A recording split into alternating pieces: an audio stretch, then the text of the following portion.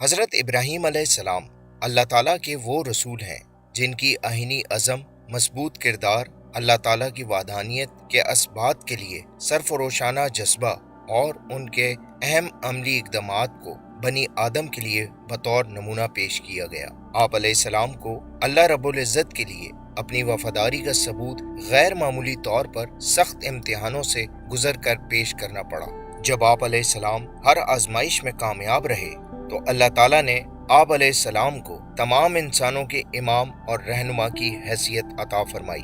ہزاروں برس گزر جانے کے باوجود یہود، نصارہ اور مسلمان حضرت ابراہیم علیہ السلام کو اپنا پیشوا مانتے اور آپ علیہ السلام کے لیے عقیدت کے جذبات رکھتے ہیں۔ آپ علیہ السلام کی نسل میں اتنی کثیر تعداد میں انبیاء اور رسل آئے کہ آپ علیہ السلام کو ابو الانبیاء یعنی نبیوں کے جد اعلیٰ کا لقب دیا گیا۔ اہل تحقیق کے مطابق حضرت ابراہیم علیہ السلام کے آباء و اجداد اصلاً عرب کے باشندے تھے، جو نقل مکانی کر کے دجلہ اور فرات کی زرخیز سرزمین کے مشہور شہر بابل میں آباد ہوئے۔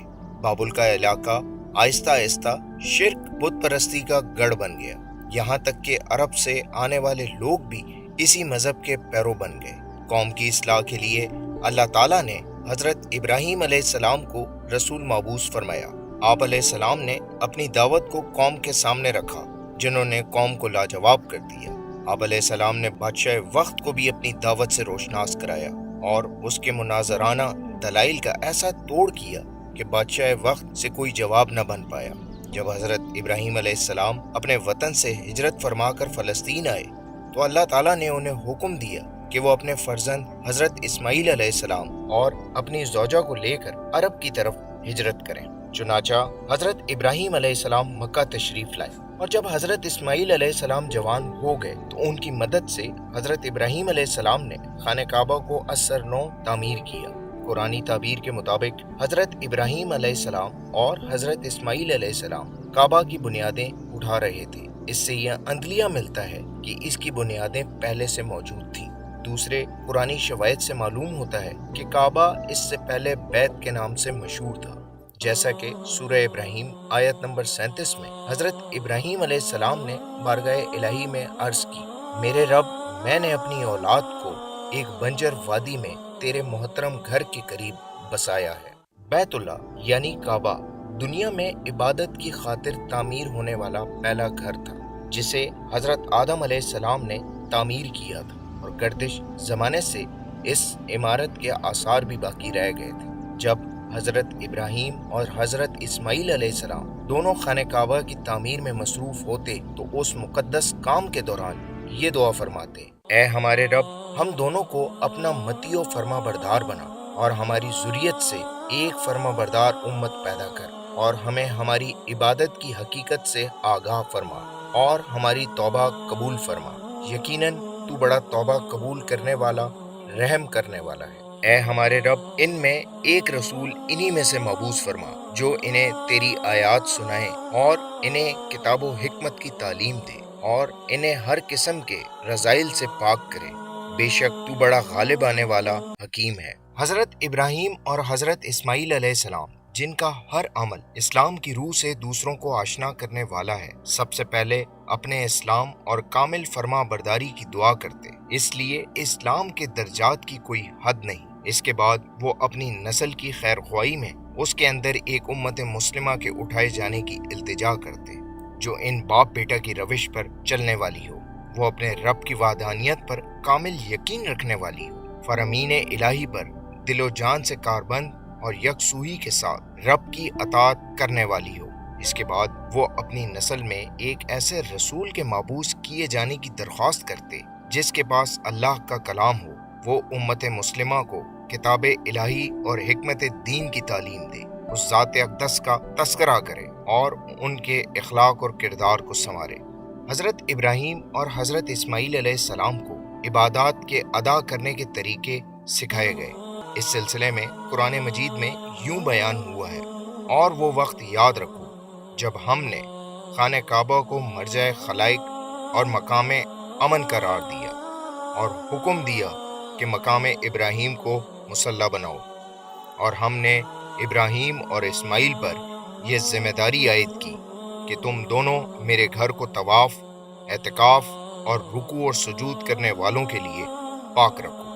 دوسری جگہ قرآن مجید میں ارشاد ہوا، اور لوگوں میں حج کے لیے اعلان کرو کہ لوگ آپ کے پاس دور دراز راستوں سے پیدل چل کر اور کمزور اونٹوں پر سوار ہو کر آئیں، تاکہ وہ ان فوائد کا مشاہدہ کریں جو انہیں حاصل ہیں، اور خاص دنوں میں اللہ کا نام لو ان جانوروں پر جو اللہ نے انہیں عنایت کیے ہیں، پس ان سے تم خود بھی کھاؤ اور مفلوق الحال ضرورت مندوں کو بھی کھلاؤ، پھر وہ اپنا میل کچیل دور کریں اور اپنی نظریں پوری کریں اور اللہ کے قدیم گھر کا طواف کریں۔ اس سے یہ معلوم ہوا کہ حضرت اسماعیل علیہ السلام کو جو بیت اللہ کی نظر کیا گیا تو ان کی ذمہ داری یہ ٹھہری کہ وہ حضرت ابراہیم علیہ السلام کے تعمیر کردہ اللہ تعالیٰ کے اس گھر کو کبھی بت پرستی کا اڈا نہ بننے دیں۔ اس کی حیثیت توحید کے ایک مرکز کی ہو، جہاں آ کر لوگوں کو اللہ تعالیٰ سے لو لگانے،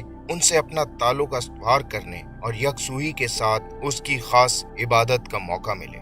لہٰذا حضرت اسماعیل علیہ السلام اس کو طواف کرنے والوں اور نماز ادا کرنے والوں کے لیے پاک و صاف رکھیں۔ وہ مکہ اور اس کے گرد و نواح میں بسنے والے لوگوں کو حج پر آنے کی دعوت دیں، اور معین ایام میں حج و عمرہ پر آنے والوں کو سہولتیں فراہم کریں، ان کو مناسک حج سکھائیں اور اللہ تعالیٰ کی راہ میں جانور قربان کرنے کی رسم ڈالیں۔ یہ لوگ جب سفر کا میل کچیل اتار لیں، خدا کی نظر کے جانور ذبح کر لیں اور بیت اللہ کا طواف کر لیں تو ان کا حج مکمل ہو جائے گا۔ حضرت اسماعیل علیہ السلام کو جب بیت اللہ کی خدمت کے لیے مکہ میں بسایا گیا تو اس وقت یہ سرزمین بالکل غیر آباد، وسائل رزق سے محروم اور پرخطر تھی، چنانچہ حضرت ابراہیم علیہ السلام نے اس کی آبادی کی بھی دعا اور رزق و فضل کی کشائش اور امن و امان کی بھی دعا کی۔ قرآن پاک میں ان کی یہ دعا کچھ یوں نقل ہوئی ہے، اور وہ وقت یاد کیجئے جب ابراہیم نے دعا کی، میرے رب اس شہر کو پرامن بنا اور مجھے اور میری اولاد کو بت پرستی سے بچا۔ میرے رب، ان بتوں نے بہت سے لوگوں کو گمراہ کر رکھا ہے، پس جو شخص میری پیروی کرے وہ میرا ہے، اور جو میری نافرمانی کرے تو یقیناً بڑا معاف کرنے والا مہربان ہے۔ اے ہمارے رب، ہم نے اپنی اولاد میں سے بعض کو تیرے محترم گھر کے نزدیک ایک بنجر وادی میں بسایا، اے ہمارے رب، تاکہ یہ نماز قائم کریں، لہٰذا تو کچھ لوگوں کے دل ان کی طرف مائل کر دے اور انہیں پھلوں کا رزق عطا فرما تاکہ یہ شکر گزار بنے۔ چنانچہ عبداللہ بن مسعود راوی ہیں کہ رسول پاک صلی اللہ علیہ وآلہ وسلم نے فرمایا کہ میں دعائے ابراہیم ہوں۔ ہم نے کہا، یا رسول اللہ، آپ دعائے ابراہیم کیسے ہوئے؟ تو فرمایا، اللہ نے ابراہیم کی طرف وحی کی کہ میں تجھے لوگوں کا امام بنانے والا ہوں۔ ابراہیم بہت خوش ہوئے اور عرض کیا، اے میرے رب، کیا میری ذریت میں بھی مجھ جیسے امام ہوں گے؟ اللہ تعالیٰ نے وحی کی، اے ابراہیم، میں آپ سے ایسا عہد نہیں کروں گا جسے میں پورا کرنے والا نہیں ہوں۔ ابراہیم علیہ السلام نے عرض کیا، اے رب، وہ عہد کیا ہے جسے آپ پورا نہیں کریں گے؟ فرمانے الہی ہوا، آپ کی اولاد میں سے ظالم کو یہ عہد نہیں دوں گا۔ عرض کیا، میری اولاد میں ظالم کون ہے جس تک آپ کا عہد نہیں پہنچ سکتا؟ فرمایا، جس نے مجھ کو چھوڑ کر بت کو سجدہ کیا۔